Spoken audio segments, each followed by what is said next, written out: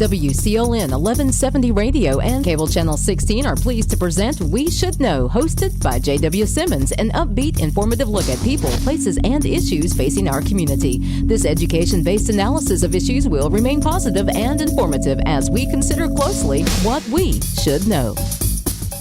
Ladies and gentlemen, welcome back. Thank you for being with us today. My name is J.W. Simmons.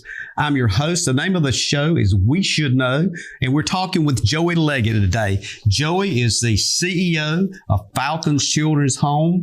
And Joey, I want to give people just a brief read. You've been there for quite some years, but you've also served as administrator of two nursing homes. You've overseen general operations of the facility, as well as making sure the facility sustained required state and federal guidelines. You also, when I look back at your history, something a lot of folks might not know about you, but you've previously been a social worker and a probation parole officer. So you've got a very interesting career and collaboration to be where you are now with the important job of Falcon's Children's Home.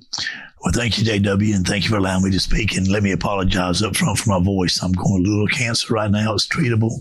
So when I get my voice, a few more weeks of radiation should take care of it. So next year when you have me back, I'll be talking like you or Barry White if I could. But yeah, I feel like my past really sort of prepared me for what I'm doing.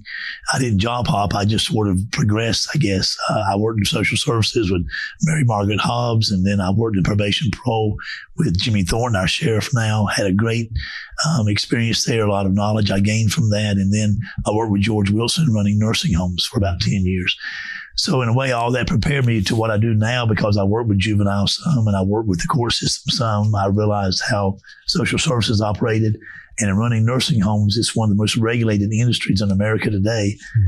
Had to do budgets, had to take over staffing.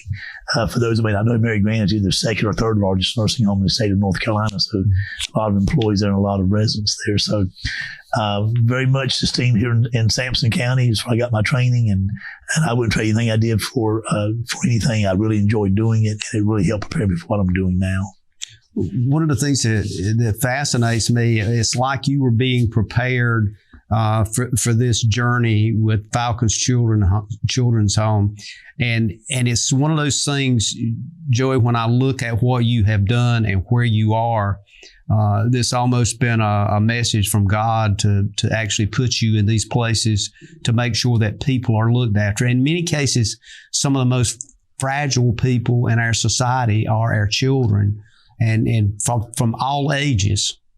Well, you know, in the book of James, it tells you pure and undefiled religion is this, what you do for orphans and for widows in their time of distress. And so I really do feel that way. I feel like that I'm, first of all, I'm very humbled and honored that I can do what I do. But I do feel like what we do makes a big difference because we get children for whatever reason are not able to stay in their home in a normal home setting. Many times that could be due to drug abuse, physical abuse, neglect, and those type of situations. Yet the children are our future. They're our next generation. And you take a child that's been hurt or has gone through trauma. Sometimes it takes a lot to get them back to a place where they can find peace and realize there is hope beyond what they're living in now. And so I take what I do very seriously. I've been at Falcon Children's Home now 16 years. And I wouldn't trade that for anything. But I realize what we do there is we are hopefully providing a place where children feel safety and they can get back on top of their game if they would. And they know we're there to help them. But also we're a Christian children's home. And that has been. It was started in 1908 out of a Falcon camp meeting service when someone stood up and said, we've got to do something about the amount of children we see coming here each year to these camp meeting services, these orphan children. And so they started Falcon Children's Home with $832.42 and ordered a house from Sears and Roebuck from the little town of Bethel, North Carolina, had it sit by train, and thus began Falcon Children's Home. So here we are over 114 years later, and we feel like we've estimated. I think it's a pretty good, accurate estimate that over 20,000 children have been served either directly or indirectly by Falcon Children's Home. And there was a few years ago, perhaps they felt like the time was coming. They were going to probably not be able to operate a children's home anymore because they were placing kids other places. But I realized that really these kids need Falcon Children's Home more today than they did in those days. And that's when we started a whole bunch of different programs that would affect society today and affect the children that are placed there today. This undertaking, and I'm so glad you brought up the history piece of it, because oftentimes we look at, and certainly we do have a big issue now with adolescent behavior, preteen and teen violence, schools. I taught a lot of school teachers, and just basic discipline is an issue. But the important thing is when you look back at the early 1900s, there was some very similar issues going on at the same time, and child abuse was involved, child neglect was involved. Is this something you think continues to proliferate our society? Is it something you feel like we're containing? Are there enough Falcons Children's Home out there? Do you feel like do you see cases where you would just like to go into the TV screen, take that kid and say, let me have that kid for 6 months? Yeah, there's a lot of situations like that. And there's probably not enough Falcon Children's Homes out there. But I will say that the trend today in the child care arena is what they call foster homes. So we've also started licensing foster homes. But we've seen in the last year or two an overflux of kids coming back to the group homes because there's not enough foster homes. So I want to make sure we're ahead of the curve there. We also license foster homes anywhere in the state of North Carolina. We have 30 foster homes now. But it seems like even after COVID, it seems like there's been more children put into care than there ever has been before. Presently, we have 90 children at Falcon Children's Home. That's the highest numbers we've had in the last 10 years. And we really could take more. We got to hire more staff. We can hold up to 110. If we get more staff, I have no doubt we can get 110 there. But now back in the old days, some of the things that were afflicting children were not quite as pervasive as they are today. And I think a lot of that comes from technology, from the internet, from everything being right at their hands there. And a lot of it does with the cultural change. I believe there's a big difference today in the structure of the family than there was many, many years ago. So a lot of these kids are coming to us without direction. And thus, when that happens, that's when you see the size of gangs growing. These kids are getting involved in things and criminal activities, perhaps. Back when we were in school, smoking was a big thing. And nowadays it's pushing drugs or bringing guns to campus. Look at the school shootings we've had. The children's behaviors many times mirrors what's going on in society. And so right now, we've got kids coming to us who really don't understand what it's really like to feel loved and to feel cared about and to see some sort of structure in their life. And so I tell our staff, especially when we get teenage kids who've been through a lot of trauma, it's not an easy job. We've got to make sure we have programs in place and that we live a life in front of these kids and they'll see a piece about us and know there's a piece in our Lord and Savior, Jesus Christ. Now, we don't preach to our children per se because we take children from every religious background. But I tell our staff, but you live your life in front of them, they know there's something different about you because these kids have not seen that difference in their life and we need to be that light to them. And I think that's such an important statement. And one of the things that's actually been revealed on this show previously, as the program goes forward, we have different people and some of the social services folks and so forth discuss this whole idea around the core family, that a lot of families just need a father figure in that family. And that's something that seems to be a miss by some standards, that structure is just being decimated.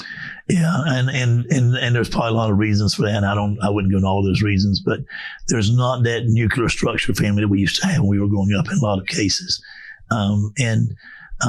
But I see it as a opportunity for us at Falcon. I love what I do. And I remember I had to go back and speak at a Kiwanis Club here in Clinton one time that I was a part of. And there was someone who couldn't understand why I would leave what I was doing to drive 30 miles from Clinton down to Falcon. But I told those guys at that meeting that day, I said, when I get up in the morning and my feet hit the floor, I have that possibility of perhaps changing the kid's life by something I say, something I do, some program I start. And so we try to gear our staff to say, look, you're going to have to be that knight in shining armor of these kids. You're going to need to show them there is a structure out there. There is a belongingness out there if you can show that to them. And they work hard to do that. And we work hard to do that too. I wish it wasn't to that point. I wish that there were less children needing to be placed in Falcon Children's Home. I wish I was out of a job. But if they got to be there, when I say there's an opportunity, I say I'm glad we're part of the answer. And I really believe that we are, because we've got not just a children's home, we've got foster homes, we've got our own private Christian school on campus, we've got a transitional living program teaching older teenagers how to live on their own when they leave there. We've got a mothers and babies program. We now have 6 mothers and 7 babies in that program. So young girls will get pregnant. We can teach them how to take care of their baby, go to school, get their education, how to raise their child. And we just started recently, within the last 2 years, a program that's really, really making a difference. And that's called Magnolia Hope. It's a home for girls caught up in human trafficking. We have the only licensed facility in the state of North Carolina for girls 21 and under who are caught up in sex trafficking. And that's a whole nother ball game that was not heard of years ago. If it was kept hush hush. But it's very prevalent now. And so we're very, very glad to be involved in that. In fact, we can't tell you where that's at because we have to keep it a secret because there's people looking for these girls. And I want to come, when we come back from break, I want to get into and kind of break down all of these departments. It's kind of under the umbrella of Falcon's Children's Home. But one of the things that strikes me, we got just a few seconds here before we go to breaks. With everything that goes on and all the moving parts with where you are, I'd like to touch on, and if you don't finish your comment this now, we'll finish it when we come back. But do you ever feel a sense of concern about safety with as many children that come in? And when I say children, quite a few of the folks you get are in their teenage years, early teens, and those kinds of things. And I know you've got a very competent staff there, and you work very close with screening. But it occurs to me that sometimes when I see what's going on in society, when I see just groups of young men and women storming stores and you're just carrying things out, from the world I came through, that would have just not have been heard of. So I guess if we can, maybe when we come back from break, let's open with that, give you a moment to kind of debrief here. But is that something that concerns you and your staff with the volume of children that you're responsible for? And if it is, how do you prevent it? How do you kind of keep it subdued? We'll take a break and kind of use that as a lead-in when we come back. Ladies and gentlemen, thank you for being with us. We're talking with Joey Leggett about Falcon's Children's Home and the many aspects of that and how it's impacting children's lives. We'll be back in a moment. If you run a business, you need sales. To get sales, you need customers. To get customers, you need exposure. Let our team of experts craft and produce the perfect video ad to reach your intended audience while making the most of your advertising dollars. Call 1-800-706-6538 or visit starcom.net to contact our Star Communications production team and get your business moving to the next level. Eastern North Carolina is a beautiful place where we gladly choose to call home, and we strive to provide the best communications services.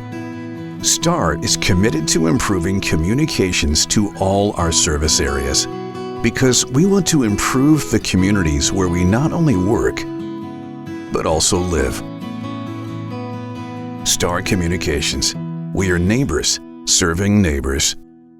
Welcome back, folks. J.W. Simmons here. The name of the program is We Should Know. We're talking with Joey Leggett. He's the CEO of Falcon's Children's Home. Joe, we had a great, and you really give us some things to think about in the first part of the show today. I want to kind of segue into something we discussed as we went to break. I want to follow up on that. There seems to be a lot of violence in today's juvenile society, should I say, if there is such a thing today as juvenile society.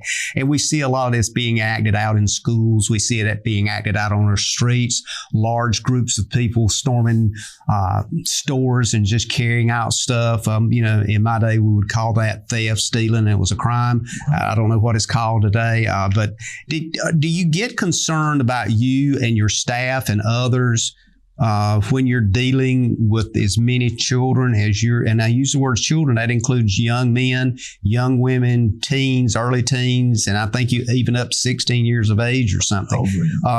Is that a concern for you, and how do you adjust for that?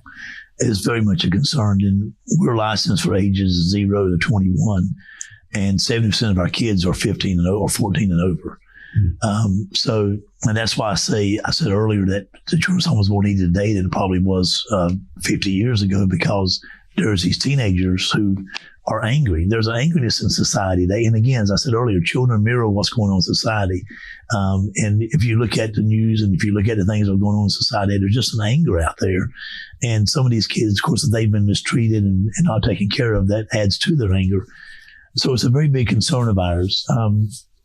But I tell our staff, if we don't do it, who's going to do it? And by that, I mean, we can't let the fear of what may happen or the fear of what they might do or how they might behave if kids come to us to override what they need from us. And so when children come, we immediately try to identify whether they have a gang association, because a lot of kids come to us today. Some kids say they're part of a gang and they're just wannabes. Some kids are actual gang members we've had to deal with. And there's gangs everywhere. It's even here in Sampson County, because we've had kids come from Sampson County. Because if you get a gang member into your establishment or into our facilities, it changes the whole thing. Gang members are taught to operate in a certain way. They get a following. They get manipulate, and they can change the whole culture of a cottage to a place to own or even our school. So we try to identify. We don't mistreat them because they're gang members. We just keep our eyes aware and we let them know up front. We don't. You lay down whatever gang affiliations you have here. Does that come out in the screening process, or do you see it after they're there? Sometimes it comes out in the screening process. Sometimes after they're there. I'm dealing with a kid right now, and he knows that I know. I've called him in. I said, "Listen, everybody doesn't know yet, but I know you're." And he finds that he was part of I think it's the Bloods, one of those groups, and I said, "Listen." And truly, the true gang members will tell you they're supposed to lay down the gang life in a facility like Falcon Children or something. That don't mean they will. Now, there still want to be gang members that try to act like they're big and bad and try to do things. Yeah. But safety is a big concern, so we try to identify that. We have cameras throughout our buildings. No staff members ever left alone. And then we have security at night just in case, not for our kids, more so somebody trying to come take our kids or some angry family trying to come. And we just started this 2 years ago.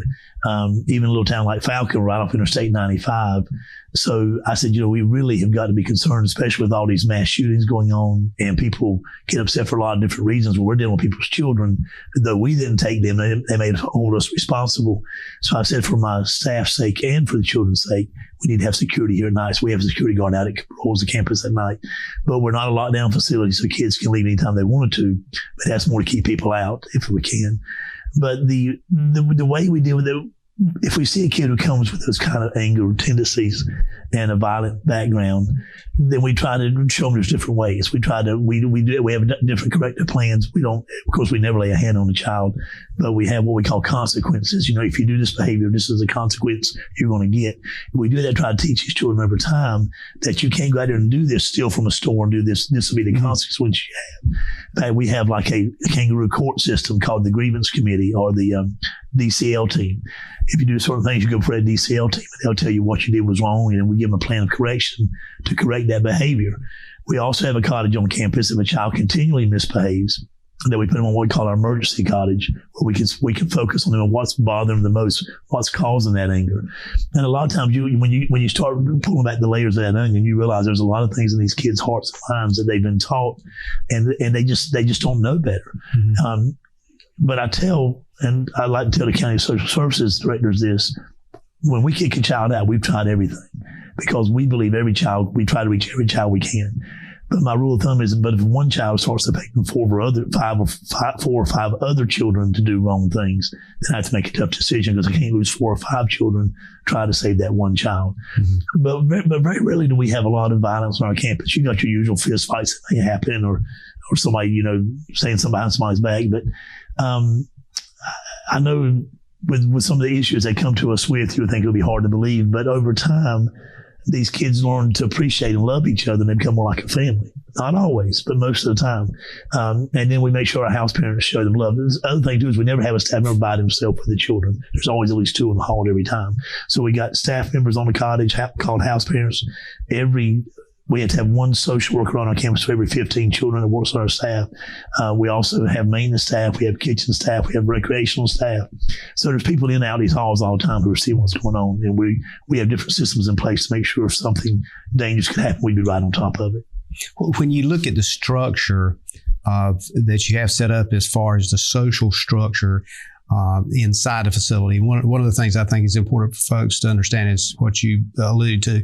This is not a lockdown situation. This is not an encampment. So technically they could ease up and hit 95 and be gone and those kinds of things. But you're trying to create a different environment in many situations, from what I'm hearing from you, is a different environment from what they have been literally brought up in. So for example, if you got someone 16, 17, or 18, this may be a whole different alien world to them. And I don't know that I particularly like it. And I think I'm going to leave or I'm going to violate something. Is it safe to say that it requires a lot of monitoring? And you mentioned cameras and those kinds of things to really keep up with that behavior, because a lot of times some of these most perverse behaviors are clandestine. Yeah, it is, and we have, and it's not an easy or fast process. We have to be committed to trying to change these behaviors. We tell our staff, you cannot be sensitive and do this job, because these kids will try to get underneath your skin. They'll try to provoke you, and you can't take it personally. It's not you they're mad at. They're mad at their life. They're mad at their mom and dad's got them in this place. They're mad at their sources came and got them. They've seen things in their life that would traumatize them. So I said, you've got to learn, don't take it personally. If you ever start taking it personally, you need to resign and get another job. But I'll give you a story. One time, I had to kick out 3 girls, and they were bad. Oh, they were bad. They were bad. And they cussed me out. I mean, the best cussing I've ever had in my life. Like right to your face? Oh, right in my face, cussed me out. I used to be a probation parole officer. I told them, y'all sound like professional cussers. Y'all are so good. But I finally had to kick them out of the children's home. But, and the last thing they said when they left was, Mr. Leggett, we'll get you. Our boyfriends will get you, and da-da-da-da. Well, a few years went by, maybe 2 years, a year and a half. And I'm sitting there working one night late in my office, and I hear somebody banging on my window. Well, it's those 3 girls. And Falcon's kind of a dark place at night, so I was like, oh, my gracious. They said, Mr. Leggett, we want to come in and see you. I'm going like, you ain't getting in here. Yeah. But they kept on, and finally I said, well, you know what? I'm just going to let them in, and I'll see what happens. So I let them in, and they just all started hugging my neck. And said, Mr. Leggett, we love you. We miss you. And I'm going like, guys, y'all remember how y'all left here? They said, yeah, we were stupid back in those days, Mr. Leggett. We realize now what you were doing was trying to help us. This is a good place. You're a good person. That's why we have to just live it in front of them. We have to be consistent. They haven't had consistency in their life. We have to show them we believe in a higher power. They haven't had that in their life, many of them. We have to show them that higher power makes us a better person, and be consistent in what we do. And but even the most hardened kids will get, now sometimes they don't. We've had to have kids leave. We had to kick out a kid from Sampson County a few months ago, and I hated it. But I realized he was going to take kids down the wrong path. And I would never say who that kid is, but I'm just saying that there's never been a kid that I've had to let go from Falcon Children's Home that don't bother me, because I believe it's a divine appointment for them to be there. Mm-hmm. But I do realize that sometimes they need what they call a higher level of care. We're a level 1 facility, which means we don't have any lockdown. We can't do holds or anything like that, which I'm glad we can't. But if certain kids get to a certain point, they need more therapeutic type setting than what we offer. They need to go to a level 2 or level 3. And that's where that child went to, is level 3 facility, I believe. What's the balance like as far as a male, female, brown, white, ethnicity, all that kind of thing at Falcons? We have, I think we've got more females than we do males right now. Of the 90 students, I think we've got 50, I'll just say 52 females. I think it's 47, is my math right, or 37 males. We have African American, we have Hispanic, we have white children, we have Native American children, and that's what I tell people in society. The beautiful thing about Falcon Children's Home is these kids live in harmony. They don't see. I'm sure they see the color of the skin, but they don't treat you any different because of the color of your skin. Right. They're all in the same boat, and they really understand where they're coming from. So, but that's I would say the ratio is probably, some reason people think sometimes we have more African-American kids we do other amount, but that's not necessarily true. In fact, I was accused of that when I first got there. Someone had made a statement, you're not getting any white kids as they used to get years ago. And I said, well, first of all, I'm not taking a child just based on the color of their skin. I'm going to take a child because they're a child, or turn a child down because of the color of their skin. I said, but it's not true. What's true is I think we get older kids now than what they used to get. And sometimes people who have stereotypes are more frightened away by older, bigger kids from a different race. They think the numbers are greater, and they're really not. I think it's about 40% African-American white, and then I think it's about another 10% and I think Hispanic or Native American. And we are getting a lot more Hispanic kids here lately at Falcon Children's Home.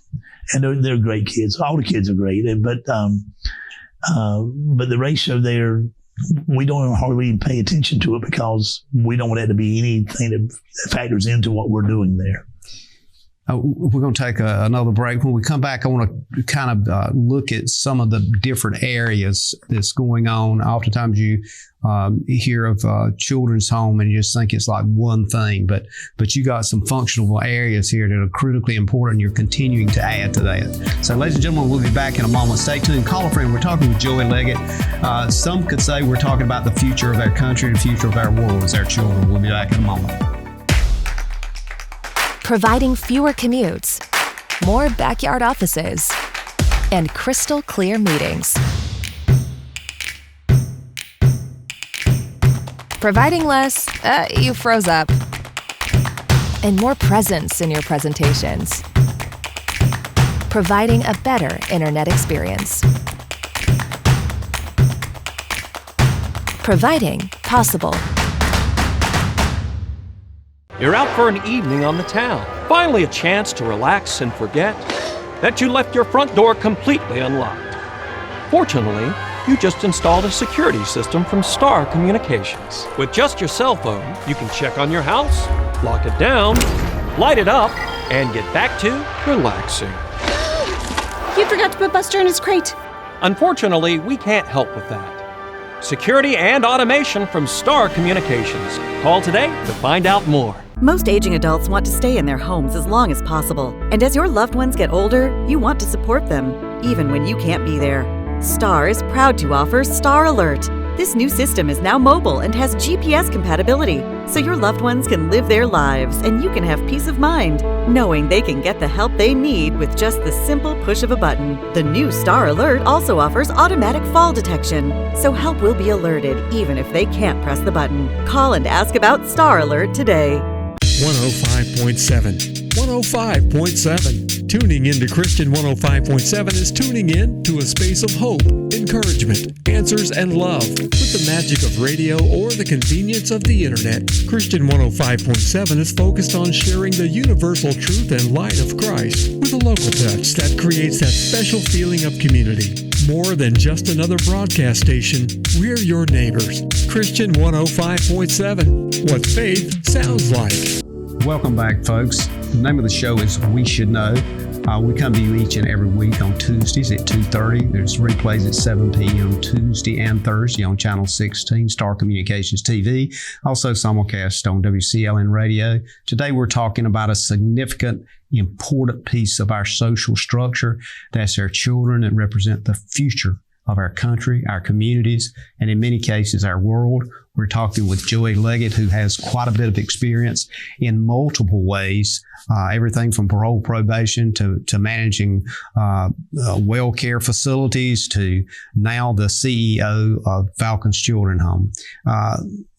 Joey, I want to kind of touch on some of the program areas. Sometimes when I look at Falcon's Children's Home, I think of just, like it's a place where kids go, they don't have anywhere else to go and that kind of thing, which is true.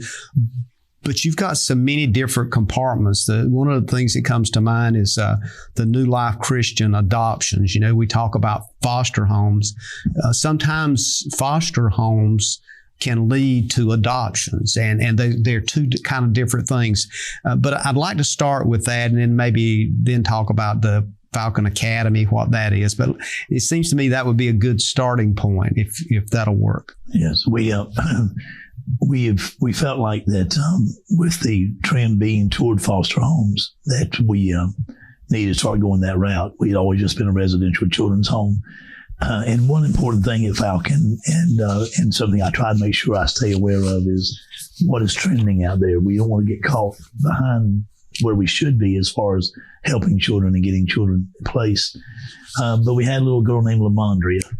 And Lamondria, if I'd had a favorite student, my favorite student, she used to travel with us on the choir, and she did interpretive dancing. She was graceful, and she's a straight A student.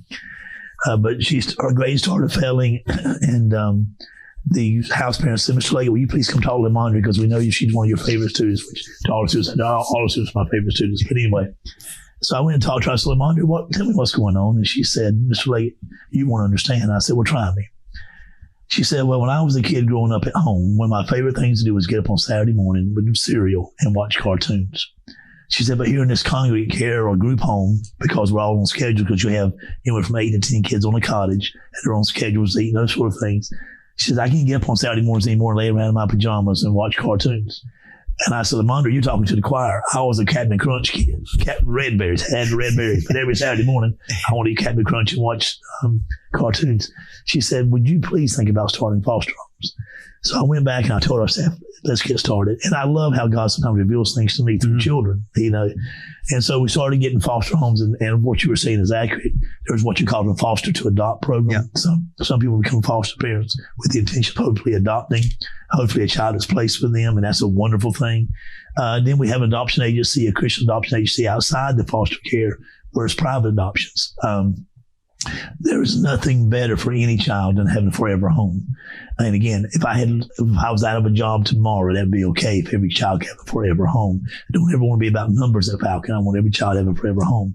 So I think we did 4 adoptions this past year. In fact, Frank Bradshaw, attorney here in Clinton, does a lot of our adoption paperwork for us. We work very closely with him. But most of the adoptions we did were the foster to adopt programs. Have very little of what we would call the independent adoptions, because there's money to charge for that. And there also is, there's a lot of competitiveness in that. And I didn't want to get into that type of arena where we're offering different vices, or not vices, but different things to the pregnant woman to put her baby with our adoption agency. Yeah. I kind of want to stay away from that. Right. But we still do private adoptions. But most of our adoptions now are the foster to adopt program, through the foster to adopt program. And I mean, and that's interesting. And then we look at that other piece of what you do is the Falcon Academy. And that has shown over the years to have great achievements there. Yeah. Another story. Is it okay if I tell stories? Sure. That's the best teaching you can do, is tell a good story. These are all true stories. Shantae, again, a beautiful young lady, very angry. She told me she hated my guts one day, and we had a Manual College singer was coming through, a college campus coming through to do a little service on our campus. And I went to the service at the end of the night, and there she was at the altar crying like a baby. And God said, Mr. Leggett, I don't really hate you. I said, Shantae, I know that. She said, but you need to understand what's going on in my life. I don't know if you understand. She said, will you go to court with me next week?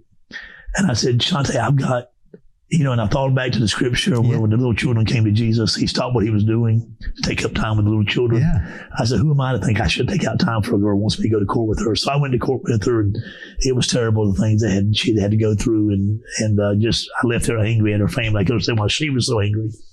But then she said, Mr. Leggett, she said, I'm a new Christian. And she said, and I know I'm not a strong Christian. And if I get back to the public school, I'm going to run with the wrong crowd like I did at this high school. I'll go to this high school, won't be any different. She said, have you ever thought about starting a private Christian school? Well, we don't have the money to do that. But I said, I tell you what, we'll send you to a private school. So we paid for her to go to a private school that year. Imagine how excited I was when I went to her graduation exercises 2 years later. And she graduated top of her class, giving a backyard address that day. And imagine how excited I was when she went to Manual College, became one part of the Manual College singers. I was on the board down there and saw her singing that day. So I said, if it can make it that kind of difference, we need to start our own private school here. Because many of our kids come to us have already been bounced around 3 or 4 different placements. They're 2 or 3 grades behind. So our school focuses on getting our kids caught up. And I tell our staff, if our kids leave us without at least a high school diploma, we have failed them. We've got to get a high school education. So right now, but our school has become such a success, we have a lot of kids from the community coming. Right now, our school is 50% our kids and 50% the community kids. And where that's wonderful is our community kids qualify for what they call the Opportunity Scholarship. Where if you go from a public school to a private school, they will pay for a scholarship for you to go. And so it's really, really made a difference in our school. Now, we lose money every year on that school, but that's okay. That's an investment. I don't count as losing money. But last year, we had 7 graduates, 5 are in college this fall. That's what kind of difference that school is making at Falcon Children's Home. Wow. It's another piece of that transition. I want to kind of circle back to the foster care program itself.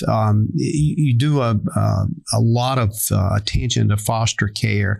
And when I'm talking with social services folks, something that came out in the conversation and something that's actually beeped up on the media over the past year is there's children that are actually sleeping and in offices, in social services buildings, of which you're familiar with social services. And that struck me as a lot of people just cannot fathom a child with nowhere to go and they're sleeping in an office or somewhere until they can find possibly a foster care family.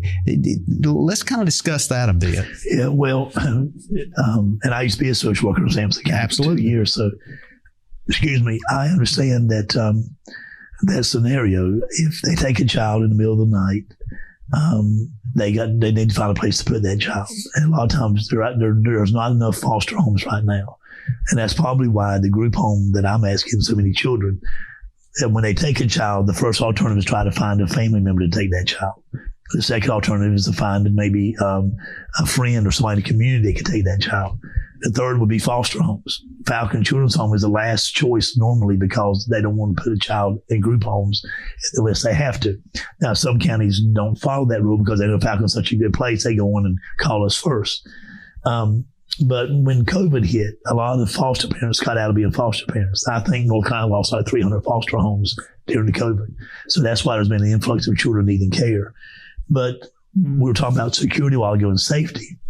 I have to, by state law, find out something about that child. I can't just take that child, let's say Sampson County takes a child tonight. And I can, but I need, for security reasons, for the kids I have there, for my staff I have there, we usually like to find out a little bit more about the child before we take a child right off, the streets that we don't know anything about. So sometimes they have to put them in a place until they can be determined. However, I'm trying to get to a place at Falcon where we can open up a cottage where we will have what we call emergency placement. Send them to us for a temporary stay. And then if we realize we can't keep them, we can send them somewhere else. But that again is a symptom of what's going on in society today, that we're having so many kids flood social services agencies. But I don't know until we get more foster homes, that will probably continue to be a trend. I know it's a big trend in your bigger counties especially, but even in Sampson County, I think even Harnett County, we've had some issues like that. I know even us have had a time where we told them, if you can wait till Monday, we'll take child on Monday. We just can't take them short notice like this. We had to make some changes in our cottages and so forth, based on age, sex, and that sort of thing. And these things that we're talking about, we're looking at it somewhat from the administrative structural end, in which you're interacting with the courts, and you're familiar with courts by being with probation, parole. You're familiar with the whole social services structure, having worked for that organization. I find it's just fascinating that God's put you in this position, because it's almost like He was maturing you to get you here. But the thing that strikes me is that oftentimes I'm wondering, is it even psychologically well for us to try to imagine ourselves as a child, and all of a sudden you discover that you don't have anything that looks like family structure, and now you're fixing to be moved to somewhere you don't know where you're going, and you just give us an idea of the children that come to you oftentimes that are angry, rejection oriented, disfocused in everything about them. It's no wonderment that a child would be like that. Yeah, when I do training for my staff, I tell them, close your eyes. Imagine you're coming home from school one day and you see a state car pulled up in your front yard. They tell you, get everything you've got in a bag, put it in the car, let's go. What about my dog? Can I take my dog? No, you can't take your dog with you. And I know I'm kind of elaborating on a little bit more than probably what I should be, but imagine you're a child and they pull up to this big place called Falcon Children's Home, 40 acres of these buildings, and this is going to be your home. I can't imagine what those children feel like. That's why we go out of the way to welcome new children. We have meet and greet, and we try to make sure we give them a stuffed animal if they're a small child. But to the children, that's right. There is no way we can totally understand how a child must feel going through that situation. I want to kind of continue this same thought as we go to break, and when we come back, and I want to try to get in as many as the other components of Falcon's Children's Home. Ladies and gentlemen, we'll be back in a moment. We're talking with Joey Leggett, the CEO of Falcon's Children's Home, which encompasses a lot of things. Call a friend. Stay tuned. We'll be back. Just because something may work doesn't mean it's right for your business. Let Star Communications knowledgeable consultants help you customize a hosted voice system that's right for you. Our dedicated experts work with you to understand your business needs and guide you at every step, from choosing and installing services to ongoing maintenance and support. Contact Star today. For the ultimate Wi-Fi experience, you need whole home Wi-Fi from Star Communications. Star's whole home Wi-Fi provides ultimate coverage, ultimate performance, and ultimate power all the time. Star's whole home Wi-Fi systems feature the latest Wi-Fi 6 technology and are equipped with unrivaled bandwidth and 4 times more simultaneous connections. So you can connect tons of devices throughout your home with no lag and no downtime. Plus, with 24/7 support and remote troubleshooting, you can rest assured that Star is always there to help you should any issues arise. Star's whole home Wi-Fi also comes with the Command IQ mobile app, putting you in control of your home network and making it easy to set up and connect devices, run network speed tests, pause Wi-Fi, and set parental controls all from the palm of your hand. It's the ultimate Wi-Fi experience. Contact Star today to get started.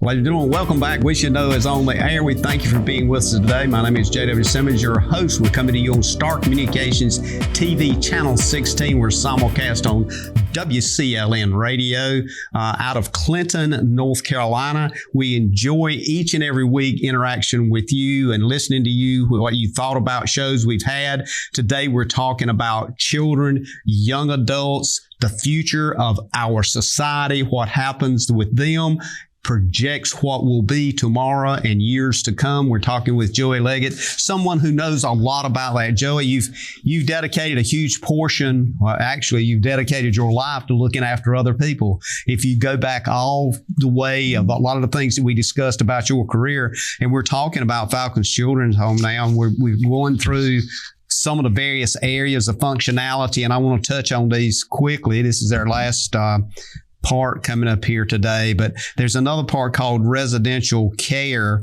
at Falcon's Children's Home, and this is a big piece of that operation as well. Well, residential care is what the Children's Home started doing back in 1908. That's the basis of the Children's Home. That's most of our kids are residential care, and that's where they stay in the cottage with house parents and other children. And the word I don't like is what the government calls it, congregate care. But there's still a need for that because a lot of your older teenagers don't want to go to foster homes. They've been through that part of it. They'd rather have the independence of being in what they call congregate care or residential care. So that is the crux of what we do is residential care. But out of that branches many of the other programs we have. But like we've already talked about the school, we talked about foster homes and mothers and babies program. And the last program we started 2 years ago was Magnolia Hope Home for Human Trafficking. And I've always tried to be open to any program that would benefit a child. And I went to a seminar in Baltimore, Maryland, and a young girl got up and started talking about how she was the head cheerleader in her high school. She graduated top of her class, but she started dating somebody who she fell in love with and ended up not being a very good character, introduced her to other people who got her into human trafficking. And she said, you don't think it can happen to you, but it can. And though there was 5,000 people in that auditorium that day, she went around the room and said, I could be your daughter, your daughter, and your daughter. And she looked very much like my sons to me. And I thought to myself, that is somebody's daughter. And I said, Lord, if you can ever give us a chance to make a difference in this arena, I don't know much about it yet, but I want to be a part of it. And we had a former social worker of ours that left to go work in the streets removing girls from human trafficking. And by the way, Charlotte, Fayetteville down to Myrtle Beach has one of the biggest human trafficking rings in the state. Mm-hmm. But she came to me and said, Mr. Leggett, we removed these girls. We don't have anywhere place to put them. And JW, just like these other ministries, they just hit me all of a sudden. We've got the resources. We can go out and get a licensed facility. And why that's important is we can get funding for it. And so we did, and we opened up a home, and I wouldn't say it's in Eastern North Carolina, I'll say that. And right now we have 5 girls there. The average age is 13 years old. And it's a hard ministry. A lot of these girls run away. A lot of them don't want to be helped. One young lady came to us, and she had a tattoo on her arm, and she told him, said, will y'all pay to get this tattoo off my arm? And the director called me and said, I said, well, why does she want to get off? She said, well, it's the initials of a trafficker. She said every morning she gets up, she looks at it, it makes her sick to her stomach. So I said, yes, we'll pay for it. Whatever it costs, we'll pay for it. And they took her to a tattoo person there in that area where it's located. And they said, he was a little bit gruff and rough. Said, why do you people get these tattoos if you get them removed? And then she told him her story. Said before he left, he started breaking down crying. Said, hey, remove that tattoo for free. We're going to set her free. But that's what we're trying to do with these girls, is set them free. I mean, these are people's daughters. This is slavery. This is slavery. And I'm telling you, if you get a chance, go see the movie Sound of Freedom, and you'll see about it. And sometimes they'll be trafficked by their own families. And it's a very needed ministry. It's very difficult. These girls don't want your help most of the time. They feel like what they're doing is fine. It gives them some sort of self-actualization. It makes them feel like they're worth something. We have tried to tell them, no, you're not. You're being used. And it's a very tough ministry. But when I left Mary Grand Nursing Center in 2007 to go down to Falcon Children's Home, I made a pledge then, Lord, if anything I can do to help children, let me know how to do it, and I'll do the best I can.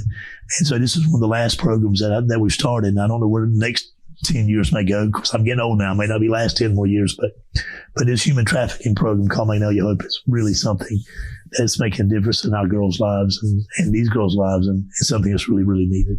One of the things that we've done on this show, we've had an international group on here that deals with human trafficking involving FBI agents and folks that have got seasoned experience in law enforcement all over the world. And what you just alluded to a while ago is so much on the point of what they're saying. There's certain places in this area, our listening area, that are corridors for human trafficking, and a huge portion of that, probably overwhelming portion, not all, but overwhelming portion is females, and they're young adolescents or even children.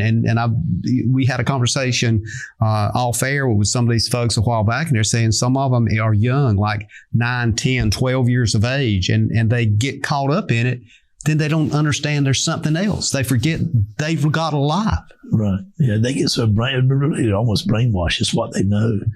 And so when we try to take them off the streets, we don't take them off the streets. And that's something we did not get involved in, is actually going to take them off the streets. That's more law enforcement and my board, and we talked about that. We just want to be a resting place for them, a safe haven for them. Right. We have programs for horse therapy. We have a greenhouse there. They go to our school, but they do a lot of it online. And you have to be very careful. I will say this, the Baptist Children's Home works with us on this, and the CFO Baptist Children's Home, Keith and me, are really good friends, and he helped us get this situation set up.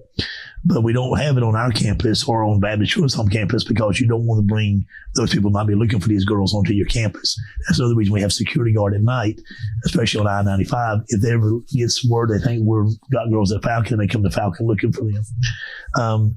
But it's, JW, it is really one of the most complex and hurtful things is to watch what these adults would do to make money and sacrifice a girl's life like that to make an income. Just what you talked about should be shocking to everybody watching or listening today. And you pointed out so much on target, is that they're actually branded like a cow or something that, and it's horrific. And these are human beings, and we're supposed to be one of the most civilized countries in the world, leading the world. And this is happening right in front of us. Right. And North Carolina's one of the leading states. You would think maybe that's New York. I'm not saying New York's not a leading state, but North Carolina's right up there with them. Charlotte and rural area. North Carolina on top of that. Yeah. But now Charlotte's a real big area for it. But again, I look at it as a child. And whether it be a mother's baby program, we have a baby from an infant to whether it be a 21-year-old teenager or young adult trying to get out on their own, and all things in between. And the Lord has really blessed us there with resources because of people who give. And I want to say thank you to letting me be on this program. Every year after I go on this program, people give a lot from Sampson County. I love it. I'm Falcon and Sampson County through and through. I grew up in Falcon, but I've lived in Sampson County 20-some years before I went back to Falcon, and still have a lot of friends here. But because people bless us and understand what we're doing, it allows us to be able to venture in some of these new programs to affect children. That's how it should be. Communities working together to say, this is a plight against our children. We're not going to let it happen. And radio shows, our TV shows, and radio shows just like this, and churches, civic groups, it helps us be able to do what we're doing. And I want to kind of segue into that whole piece of it now. Your operation and what you're able to do and what your ability to expand to do, a lot depends on donations and support through churches, through individuals, through organizations. You have a part set up there called the thrift store. And that's a way people can contribute. If they don't, if they can't write a check for a couple of $1,000 or even $50, there's a way they can help through that thrift store. Yeah, there's a lot of, it's all about money. Money's important, but it's commodities. If you use it at your household, trash bags, canned food, we can use it at our place. Prayers. If it's prayers, we just want prayers. Because I'm telling you, we're in a life-changing business, and sometimes the devil thinks he's got these children right where he wants them, and we're taking them back out. And not to get too scriptural on you, too spiritual on you, but it is. It's a spiritual world we're dealing with here. So we covet your prayers. But also volunteerism. We really need a lot of volunteers that want to come and volunteer. It means something to these kids to see people come and volunteer. And one of the biggest things we like to see you come do is be part of our Harvest Train program. It's coming up November the 21st at 10:30 at J.A. Kilworth Auditorium, right there in Falcon. If you go to Falcon, North Carolina, right off I-95, or from Sampson County, right down 421 to Highway 13 to Highway 82. It's the biggest building in Falcon. You can't miss it. There'll be a lot of cars there, but come be our guest. And this is the way the Children's Home says thank you to everybody who gives to us throughout the year. They do a program, and it's not just any program. It's interpretive dancing, it's acting, it's singing. It's the kids play the parts. You'll really be blessed, and we would love to have you be our guest there. And if you come, though, bring candy, because the kids line the road. They want candy. And if you come, maybe bring us canned food or something. That's all we ask. But come let the kids say thank you for what you do for Falcon Children's Home. That's a huge event every year. And one of the reasons I wanted to get you on now so we could kind of promote that with the show. And we're going to try to get the web link so we can put it up on the screen for the TV viewers, and for the radio folks that are listening. Obviously, they can watch it on TV because they're going to hear it first on radio on Tuesday. So they've got 2 nights to go tune in on Star TV to watch it. But we'll also give the telephone number and a contact number. But this is a huge event, and this is a big chunk of the fundraiser for you annually. Yes, it is. It is our biggest fundraiser. And people bring commodities that day, and people bring monies that day. But we don't require either one to be part of the program. We just want you to come see us. But it actually was started back in 1949 because they're about to close the doors of Falcon Children's Home. And they said, let's let the kids do a program, and churches come, women's ministries groups would come, get the churches together, and they would bring commodities. In fact, I got the first letter that said, please don't forget your ham hocks and your collard greens this year. So if you got ham hocks and collard greens, we'll take those too. But it does account for about almost a half of our budget throughout the year. Well, we want to thank you for being with us and encourage folks to participate, get involved. If there's churches out there, and we got church people listening everywhere, and we got a lot of steeples, thank God, in Eastern North Carolina, we encourage you to get involved and support what you're doing and the trails you're blazing. I will say to you publicly as we go to break, you will be in our prayers with your voice situation, and may God continue to bless what you do and the leadership you have. Ladies and gentlemen, thank you for being with us. Look forward to seeing you again next week, and may God bless.